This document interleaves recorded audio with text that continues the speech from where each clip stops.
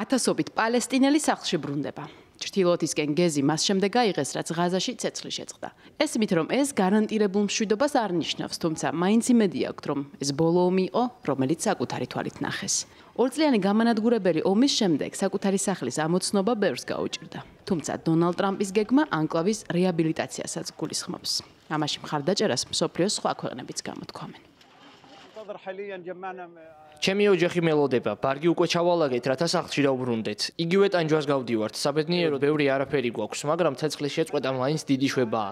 სიკვდილით და სისხლის ზღვრით მიღებული ტკივილის შემდეგ, რომელიც ჩვენი საყვარელი ადამიანებისა და ნათესავების ტანჯვის გამო განვიცადეთ. როგორ ფიქრობთ, მაქვს იმის ფული, რომ ჩემი ოჯახი სახლში დავაბრუნო? როდესაც ისინი ღაზიდან წამოვიყვანე, ამაში 4500 შეკელი გადავიხადე. დაფიქრობთ, მაქვს ამდენი ფული? მე უბრალოდ მინდა ჩავიდე და დავრწმუნდე, რომ ჩემი სახლი ისევ დგას. სულ ესაა.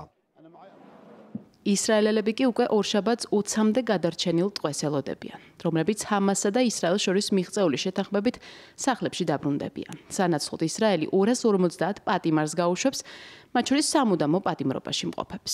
ასევე ციხეში მყოფ 1700-ზე მეტ პალესტინელს, რომლებიც 7 ოქტომბრის თავდასხმაში არ მონაწილეობდნენ.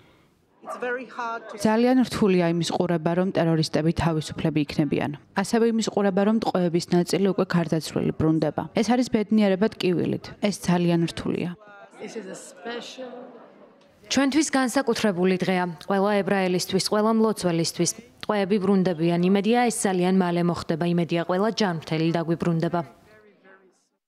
ისრაელის შეიარაღებულმა ძალებმა კი უკვე გაავრცელეს ვიდეო, სადაც ჩანს, რომ დონალდ ტრამპის სამშვიდობო გეგმით გათვალისწინებულ წერტილებზე მოპირისდნენ. ეს პროცესი მანამ გაგრძელდება, ვიდრე სამხედრო ძალები ანკლავს ბოლომდე არ დატოვებენ. მანამდე კი შეთანხმების სხვა პირობებია შესასრულებელი.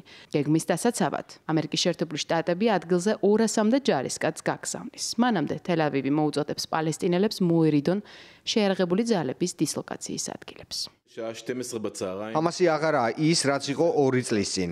ისინი დავანგრიეთ ყველგან, სადაც შევებრძოლეთ. ჩვენ რადიკალურად განსხვავებულ ადგილას ვართ. ჩვენი ძალები განთავსებულნი არიან ღრმად ღაზაში. მზად ვართ დავიცვათ ჩვენი მოქალაქეები ყველგან და ყველასგან. მე მოუწოდებ ღაზის მოსახლეობას არ მიუახლოვდნენ ისრაელის შეიარაღებული ძალების მიერ კონტროლირებად ზონებს. პატივისცენ შეთანხმებასა და უზრუნველყონ საკუთარი უსაფრთხოება. ისრაელის პრემიერ-მინისტრი გეგმის პირველი ფაზის შესრულებას ელოდება, რაც ტყვეების გათავისუფლებას უკავშირდება. მისი თქმით, ტყუის ყველა, ვინც ამბობს, რომ ტყვეების გათავისუფლება ჰამასთან მოლაპარაკებების დროს მაგიდაზე თავიდანვე იდო. წინამდვილეში მისი თქმით, ჰამასი შეთანხმებას მას შემდეგ დასთანხმდა, რაც მიხვდა, რომ უკვე სიკვდილის პირას იყო. დღეს ჩვენ აღვნიშნავთ უდიდეს მიღწევას აღორძინების ომში, ჩვენი ტყვეების დაბრუნება, ცოცხლების და მკვდრების. ეს იყო ჩვენი ცენტრალური მიზანი, მე ამას დავუპირდი ტყვეების ოჯახის წევრებს და ისრაელის მოქალაქეებს.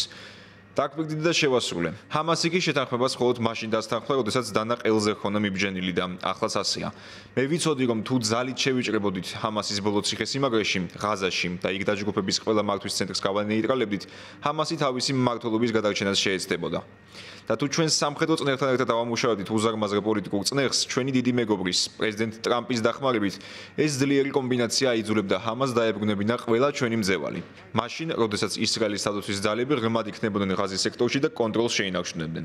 ახლა სწორედ ეს ხდება. ამ გზით ჩვენ შევავიწროეთ ჰამასი, გეგმის შემდეგი ნაწილი კი ჰამასის განიარაღება და დემილიტარიზება არის.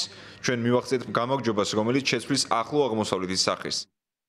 ღაზაში ომის დასრულება გამოაცხადა ჰამასმაც. დაჯგუფების თქმით, შეთანხმება რაფაჰის სასაზღვრო პუნქტის ორივე მიმართულებით გახსნასაც გულისხმობს, ისევე როგორც ჰუმანიტარული დახმარების ანკლავში შესვლას. ვაცხადებთ, რომ შეთანხმება შედგა. დასრულდება ჩვენი ხალხის წინააღმდეგო ომი და ცეცხლის სრულად შეწყდება. ეს გულისხმობს საოკუპაციო ძალების გაყვანას, დახმარების შემოსვლას, რაფაჰის გადასასვლელის გახსნას ორივე მიმართულებით და პატიმრების გაცვლას. შეთანხმების ფარგლებში გათავისუფლდება 250 პალესტინელი პატიმარი, მათ შორის ის პირები, რომელთაც სამუდამო პატიმრობა ჰქონდათ მისჯილი. ასევე გათავისუფლდება ღაზის სექტორიდან 1700 პატიმარი, რომლებიც 7 ოქტომბრის შემდეგ დააკავეს. ისრაელის პრემიერ-მინისტრი გეგმის პირველი ფაზის შესრულებას ელოდება, რაც ტყვეების გათავისუფლებას უკავშირდება. მისი თქმით, ტყუის ყველა, ვინც ამბობს, რომ ტყვეების გათავისუფლება ჰამასთან მოლაპარაკებების დროს მაგიდაზე თავიდანვე იდო. წინამდვილეში მისი თქმით, ჰამასი შეთანხმებას მხოლოდ მაშინ დასთანხმდა, როდესაც ისრაელის სადაცვის ძალები ღრმად იქნებოდნენ ღაზის სექტორში და ისრაელის მოქალაქეებს. ცეცხლის შეწყვეტის შეთანხმება დონალდ ტრამპის 20 პუნქტიანი სამშვიდობო გეგმის ნაწილია, რომელსაც მის გარდა ეგვიპტე, კატარი და თურქეთი შუამდგომლობდნენ. საკუთარი დიპლომატიური წარმატების აღსანიშნად ამერიკის პრეზიდენტი ახლო აღმოსავლეთში მალე ჩაფრინდება. მანამდე მადლობებს მისი წარმომადგენლები იღებენ: სტივენ უიტკოფი და სიძე ჯარედ კუშნერი, რომლებიც მოლაპარაკებებში იყვნენ ჩართულები. პრეზიდენტ ტრამპისთვის ტყვეების დაბრუნება პრიორიტეტი იყო, რომელზეც ბევრი ვიმუშავეთ. მაგრამ ეს ყველაფერი ვერ მოხდებოდა, რომ არა ისრაელის შეიარაღებული ძალების სიმამაცე. მათ მიაღწიეს დასახულ მიზნებს არა მხოლოდ ღაზაში, არამედ გაანადგურეს ჰეზბოლა. ყველა თქვენგანს ყავს შვილები, ოჯახები, თუმცა მსხვერპლზე წახვედით, რათა ცვლილებები მოგეხდინათ. დიდი მადლობა პრემიერ ნეთანიაჰუს, ვინც უდიდესი სამუშაო გასწია.